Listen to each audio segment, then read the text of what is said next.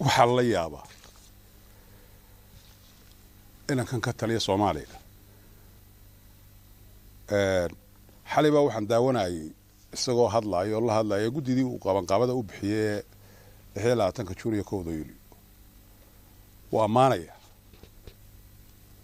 wuxuu yiri way dhama Soomaaliya way dhameystiran tahay dawladnimadoodu way dhan tahay inta harsana waa la dhameystiraya dadka wax la abaal mariyo lagu abaal mariyo wanaag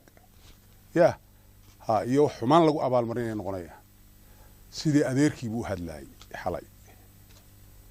waxaad moodaysay kacaankii oo curtay inankaasi inuu yahay habeenkii la doortay wuxuu yiri iyadoo hareeraha ka taagan yihiin labadii madaxweyne isaga ka horeeyay oo Sheekh Shariif iyo Maxamuud Xasan Sheekh ayaa wuxuu yiri dawladdii siyaad barre taydana ku xigta yani wax u dhaxeeyay ma jiraan halka uu marayo iyo hawada uu marayo ayaan la yaabanahay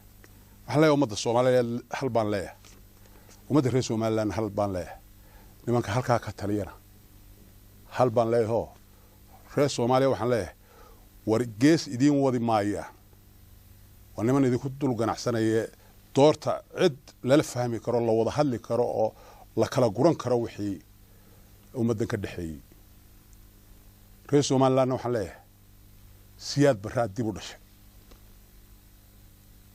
ninkii aynu magaca ku sheegi jiray naanaysta afweynaha aynu oran jiray ee dalkan burburiya dhashay waa Farmaajo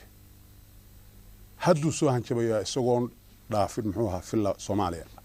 gudaheega lagu ilaaliyo waxaan leeyahay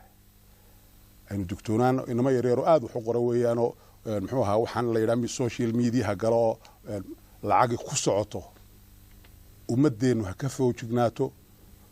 falalka ay inamadaasi wadaan ha ka midowdo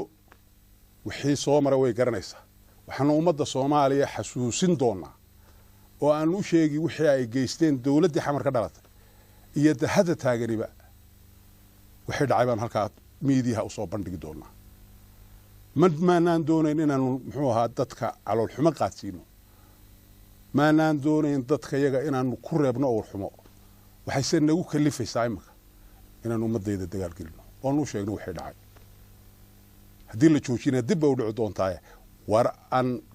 kala dhowrsanaano ummadda Soomaaliyeed shalayna labaynu kala ahayn maantana taayadii baan la soo noqon cidii kalgacaylka badnayd ee walaaltinimada jecelayd ee muxuu ahaa soo doonatay tiri saddexdii kalena aynu helno calankii Hargeysa laga taagay buu ahaa ummadii cid walba la hadlaysay ka calahayd baa yahay Soomaaliland waxaan leeyahay aryadan kala quusana qoomalaano waxaanu la wada soconnay inaynu 26 Juun u dabaal degnay 9 guura waxaanu kala la soconnaa inaynu 18 Mayna aynu dabaal degnay 28 guuradii ka soo wareegtay dib u soo noqoshadii xorriyaddii Somaliland ilaa inta waxay ahayd dal madax bannaan waxay ahayd 17 dawladood ee sanadkii Afrika loo bixiyay ee ugu horeeyay ee ka xoroobay gumeystiyaashii reer Yurub ee dalalka Afrika maamulayay Somaliland waxaynu ka warhaynaa inay xorriyadda ka hor qaadatay maxmiyadii Soomaaliya ee Talyaanigu gumeysan jiray waxaynu ka warhaynaa in aynu maxaan ku raahdaayay si madax bannaani ah oo walaal jacayl ah oo hamigii iyo qamigii ahaa Soomaali weyn in la helo inay Somaliland ugu biirtay dawladdii markaa ka xorowday Talyaaniga waxaynu ka warhaynaa inay innakana niyad wanaag naga ahayd xamarna raggii ugu horeeyay ee Somaliland ka socday marka tagan in shuruudo lagu xidhay inaynu shuruudahaas oo dhan aynu wada aqbalnay waxaynu intan imika dambe ee xorriyadda Somaliland dib u la soo noqotay dadweynaha reer Somaliland maamuladeeda dawladood ee kala dambeeyay madaxweynayaashii kala dambeeyay ay maxaan ku raahdaayay xilka dalka soo maamulayeen Somaliland waxay adduunyada oo dhan u sheegtay inay diyaar u tahay wada hadal iyo nabadgeliyo inay arrimahooda ku dhammaystirtaan Soomaaliya waxaynu mar walba isticmaalnaa kelmadda tiraahda walaalaha iyo waxaanu diyaar u nahay inaanu wada hadalno sidaynu la soconno madaxweynaha jamhuuriyadda Soomaaliland Muuse Biixi Cabdi iyo wafdigii ballaadhnaaye uu hogaaminayay ee laga marti qaaday dalka galbeedka Afrika ku yaala Guinea Conakry in dawladda Soomaaliya ay ka muujisay curfi aad iyo aad u xun dagaal xoog leh inay ku qaaday in ay tiri waxaanu ka ashkateenaynaa midowga Afrika dalka Guinea Conakry halkaynu inaku mar walba ka leenahay walaalihiin waynu wada hadlaynaa ee midowga Yurub Mareykanka maxaan ku dhahday midowga Afrika ururka goboleedka IGAD aynu intaaba u wada sheegno madaxda dalalka aynu mar walba madaxweynuhu socdaalka uu ka tagayna aynu mar walba qodobka aynu adeegsano diyaar baanu nahay walaalaha inaan wada hadalno waxa ay ahayd jawaabta u dhiganta inay iyagana ka soo noqoto oo ah walaalaha iyaga Somaliland waanu wada hadlaynaa diyaar baanu nahay inaan wada hadalno waxa ayaan daraa qofkii Somaliland salaamaba dawladii Somaliland salaantaba dawladii Somaliland la kulantaba in mar walba maxaan ku dhahdayay cabasho iyo maxaan ku dhahdayay digniin iyo ashkata la siinayo madaxweynaha dawladda federaalka ee Soomaaliya Farmaajo waa taa Twitterkiisa warqadii uu ku qoray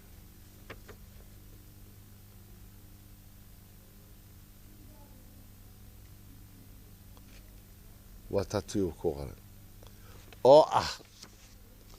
waxaanu ka soo horjeednaa nooc yakasta oo xadgudub diblomaasiyadeed ah oo ay markhaati furayso arrimihiin ayaamahan dhacay waxaanu ugu baaqaynaa dalalka aanu walaalaha nahay in ay ixtiraamaan Soomaaliya madax banaanideeda iyo qarannimadeeda Somalia sovereignty and statehood kiiska Somaliland waxa uu u yaalaa Soomaalidan ee uma yaala dalalka kale ihtijaajka iyo language-ka noocan ah ee aan diblomaasiyadeed ahayn waxa maxaan ku dhahdayay uu madaxweyne Farmaajo ka soo jeedinaya Somaliland inay madax banaani hesho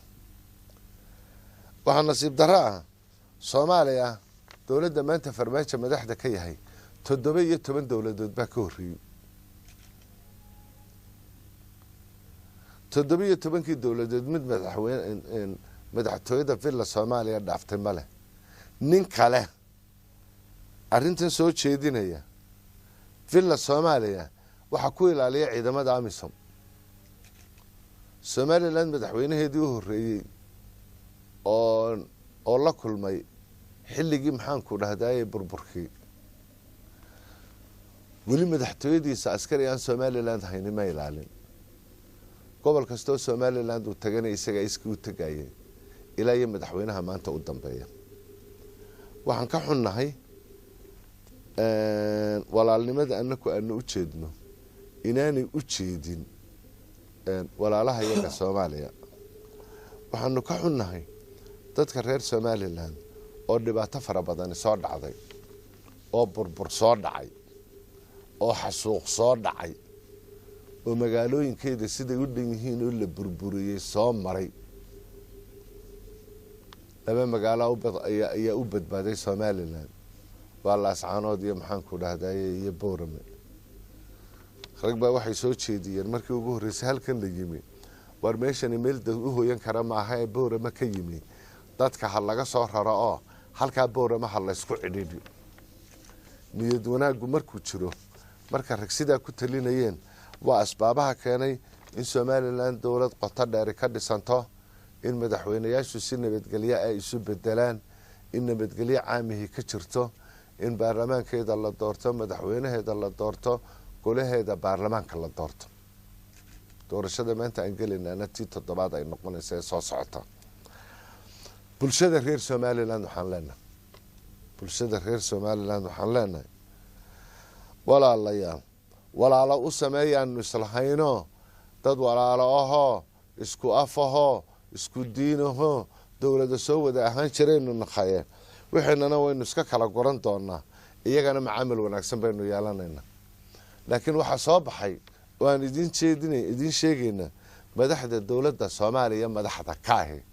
sidaanu annaku walaalo ugu ahayn aanu idinkana idinka wakiilka ahayn walaalihiin maaha mustaqbalkiinay ka soo horjeedaan dawladnimadiinay ka soo horjeedaan midnimadiina reer Soomaaliya Somaliland bay ka soo horjeedaan dawladnimadiina iyo nidaamka aad dhisateen bay ka soo horjeedaan mustaqbalkiina iyo horumarkiina ka soo horjeedaan haddaba waxaan leenahay dadka reer Soomaaliya ee shicibka ah ee dadweynaha ah waxaan walaalayaal idin leenahay dadka maanta aan idin maamulin goboladiina aan wada maamulin xamar iska fadhiya waxaan leenahay dadka nabadgelyo idin horseynaya dadalkiina jaarka idin la walaaleynaya marna ma ahayd dib u tashada oo dad annana aanu afgaran karna idinna dantiina iyo mustaqbalkiina wata doorta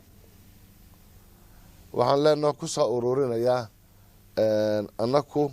shuruuda kumanaan xidhaynin dawladaha farmaajo iyo wasiiradiisu ay maalin walba u tagaan kama ashkatoono dawladaha maxaan ku dhahday cilaaqaadka la gashaan kama ashkatoono dawladaha maxaan ku dhahday aynu hawlaha aan la gashaan kama ashkatoono dawladaha idin kama ashkatayno maalin walba wafdi kasta oo Soomaaliya taga waxa ay ka ashkateeyeen Somaliland dawlad kasta oo ay tagaan ama Afrika ha ahaato ama Yurub ha ahaatee waxay ka ashkateeyeen Somaliland annaku markaa shuruudana kumanaan xidhaynin laakiin waxaanu dib u eegi doonaa qiimeyn dib ugu samayn doonaa farmaajo iyo ragiisa dawladda Soomaaliya madaxda ka ah wada hadaladii inay noo sii socon karaan iyo in kale ayaanu dib u eegaynaa mar walba annaku waxaanu ka fakaraynaa danaha shacabka farmaajona waxaanu leenahay arintaadan iyo markasta oo aad hadashaan dadka reer Somaliland waxa ay xasuusinayaan dhibaatooyinkii ku soo dhacay waxay xasuusinayaan xabaalo wadareedyadii waxay xasuusinayaan burburkii dhaqaale iyo burburkii magaalooyinka ee ku dhacay waxay xasuusinayaan miyi iyo magaalaba dhibaatadii loo geystay oo aad adiguna qayb ka ahayd oo aad adiguna buugaagtaad qortay sida xun ee aad u qortay arrimihii Somaliland aad ka qortay iyo halka ay ku xusan yihiin oo qoran yihiin wasiirka arrimaha gudaha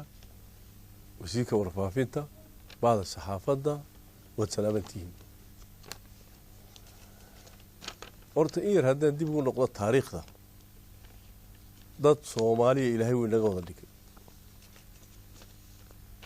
laakiin isticmaalkii hortii dad nin kastaba xoolihiisa dhaqdo yaan hayn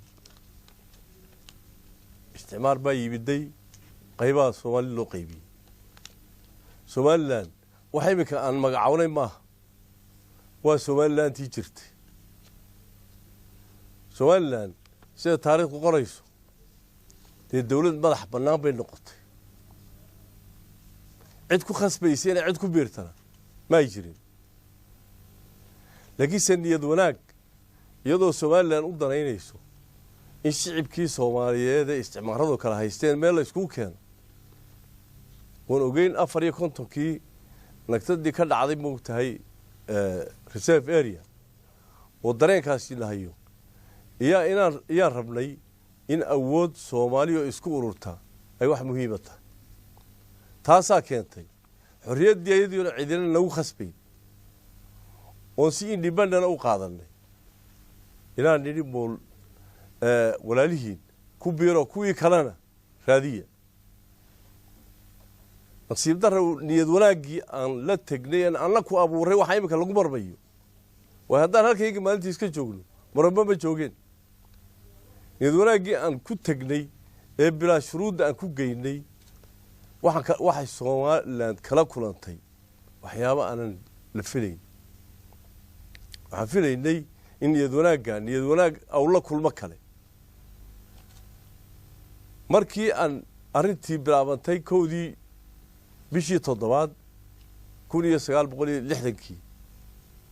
maamulkii la sameeyey waad ogeydeenoo Soomaaliya waxay qaadatay madaxweynihii waxay qaadatay prime ministerkii waxay qaadatay khaariji waxay qaadatay speakerkii golaha maaliyadii wax kasta waa la sabray waxa weeyaan dawladnimadu waa in moogtahay dadka ku dhan wax u dhaxaysa ay noqoto 30 sano iyo saa lagu jiray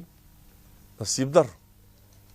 wax alla wax moogtahay soo gaar laba high school buuga tagay moogtahay Ingiriisku halka wax ugu kordhay ma ay jirin jaamacad kaliya haatee oo ku taalo moogtahay wadankii Somaliland ma ay dhicin 30 sano wax dhaqaale ah oo horumar ah oo soo gaari ma jirin inta wax raacday dadkii markay dareemeen in moogtahay sidani aan lagu sii socon kareynin dhaqdhaqaaq baa yimiday xorriyadoo baa yimiday markaa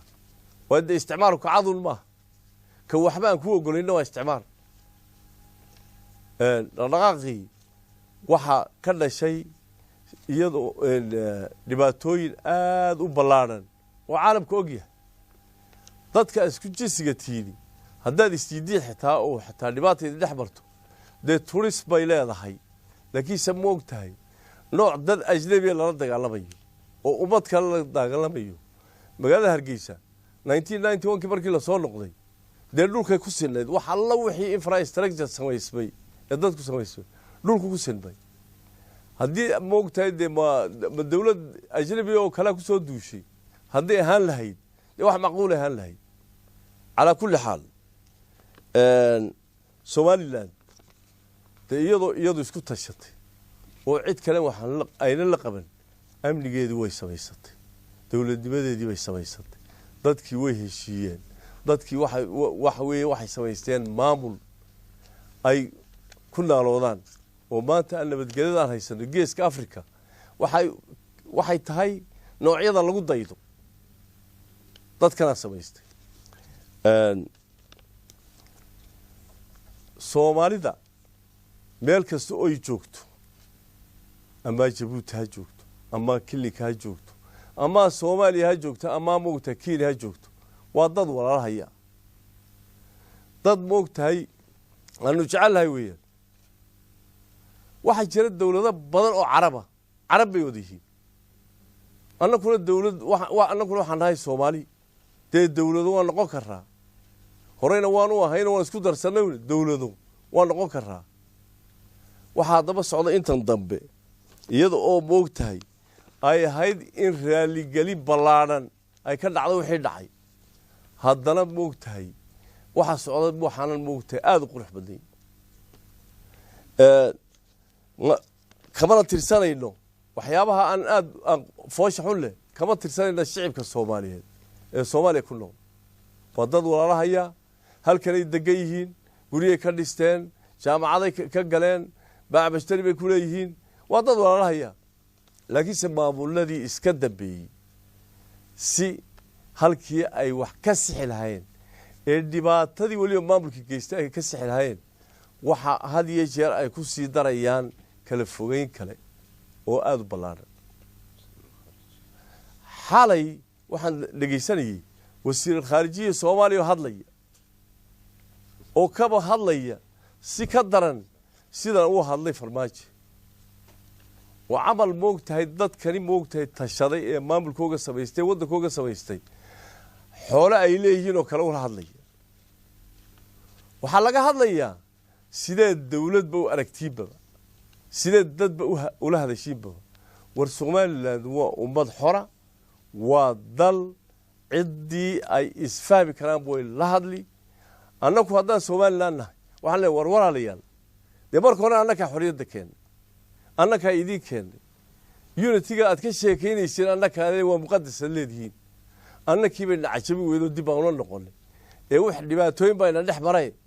ورياضون إن النح جوج كوفي شوب يعني سكوت تجري إنه كل إن النح جوج عالم كل النح جوج أول هذا له ما أنت نويد وذو كيتين وحوي والضمضة ضنايا موقتها الصومالية يا ربي موقتها إني مالباران إلا دمشق الله وإن النح فريستان ويقوين ولا هذا المؤقله طلابتي كاستئ أن قادني موقتها أصحابتي أن لا لينهاي دولتي لا صاحبيين دولتها هوي ولا هذلان كما هذا الله دولة دي الله هذا الله إيه موقتها ليهين موقتها دبي بكش والدبي جاي كش محيته لبضع الضلبان هاي صاحب بيان وحلف قدمونا ما مولونا فرها بدن صوبر الصومالية وأن قلنا حينا شعبك الصومالية إلى شعبك الصومالية وددالان والدباتويك هيا كساران وتام مشغول كل نقطان وكساران دباتها هيسي موقت قرحة باع مشتري بكدكتين لعاقها كشهم مي صوماليا وبليونز اوف دولارز لكن سمحينا شيء إن individuals كان موقت هذلي ونا كيف يدرس الشعب كان هو كاسفر كريني وروح إذا لا قدبون الشعب كان ميل دكتين أنت أنك نقول مشغول كالنقطتين وحنا شعل الشعب كاسي إنه دقوا نبض هلو أو هلو ضدك وحق قبل لها مسؤولية دودي وحكا دكتين سومالي لان سيدي موقت هاي الولاد دقالبي لها وباس إنك الشقية marka hore waxaan salaamayaa dhammaan bulshooyinka reer Soomaaliland marka labaadna waxaan hambalyeeyaa dhaqdhaqaaqyada diblomaasiyadeed ee uu hogaaminayay baryahanba madaxweynaha qaranka Soomaaliland mudane Muuse Biixi Cabdi ilaahayna waxaan ka rajaynayaa inay diblomaasiyaadkaasi ku soo dhamaadaan si wanaagsan oo meel dhala waxaan runtii aad iyo aad u cambaareynayaa oo cod dheer aan ku cambaareynayaa إنك هذا فرماجو أنا هكوه استراتيجي مثلاً أميسوم أنا حتى قصري سلحي سحرية دكمار كريني إنه هذا يشير دماء عرارو أو مثلاً أو دماء أردو أو يعني أو مثلاً كده بحيقه ماذا حوينه أمدي سواء دورتي أو حسب غيرن كسب حي أو ما نريد كي يكل سندي أمدي سهيسته أو كل من ترى يجوب كسته أو تجو runtii waxa weyn ayaan dira aad iyo aad weyn ninkan aad iyo aad baan u cambaarinayaa runtii waxa uu ku mashquul yahay siyaasadda madhalaysa waxa ka wareysan baryahan dambe inuu aad iyo aad mashquul ugu ahaa sidoo u baabi'in lahaa nidaamkii federaalka ay doorteen dadka koonfurta dega oo maamul goboleedyadii jiray dadkii loo doortay oo dagaal baan kula jiray oo dhamaantood uu ka dhigay dad iyaga hoos yanaha ummad isaga hoos joogto oo dad uu sameystay noocaas qodobkaasi waxa weyn ayaan dira weyn ku habsatay ummadda Soomaaliyeed weey dadka Soomaaliyeed ee South-ka degan waxaan u sheegaynaa war midnimada maanta inay kan daba ordaayo ama in badan oo la mentality oo la aqli ay ku riyoonayaan xagee ka xumaatay ma hargeysa ka xumaatay masaxmar iyadoo oo la galbinayo oo qurux badan oo qalbiyo wacan ay sidaan ba xamar idinku keenay xagaa kaga waramaysaan maanta qaabka maanta u shaqeynaysan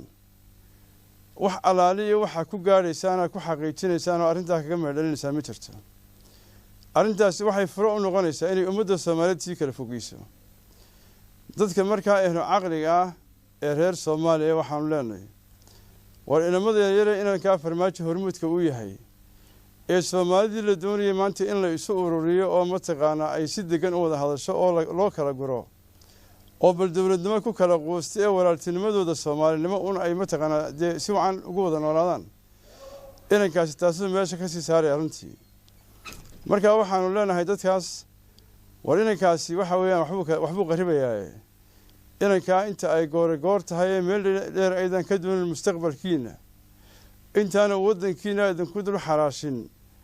wax badan baa imikaba u qarsoone ummaddu ha kacdo oo ninkaa iyo tiimkiisa ha ka tashata ayaan u soo gudbinaynaa qoladaas qodobka labaad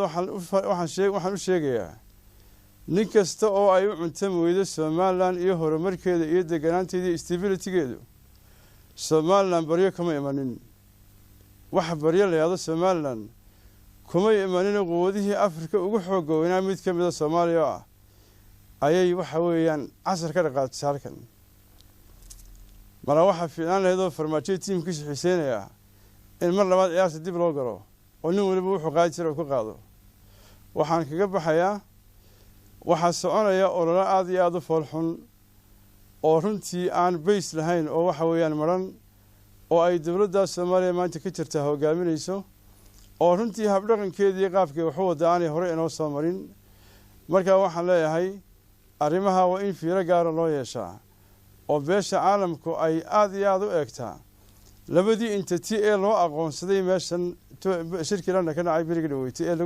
lagu kala guray Soomaaliya iyo qaabkii wada hadallada loo diyaariyay in ummadani ay u wada hadasho oo mataqaana lagu kala guro 7 sanadood ma dhaleysan waxba ka soo bixin kadib mataqaana markay halkaas mareysay inuu maanta farmaajo doonayo inuu soo aftiro hawshaas taasina waxay u taalaa beeshii caalamkii 450 dawladood ee goobjooga ka ahaa ha ogaadaan inaanay xagga Soomaaliland waxba ka xumaanina ay ka xumaadaan xagga farmaajo iyo tiimkiisa waxaan kaga baxayaa dhammaan bulshooyinka reer Soomaaliland waxaan ugu baaqayaa gudo iyo dibadba in loo diyaar garoobo in cod dheer lagula hadlo iyo luqad uu fahmayo farmaajo iyo tiimkiisa ummadda Soomaaliyeedna la fahansiiyo inamadaas hagardamada ay ku wadaan Soomaalida ay xukumaan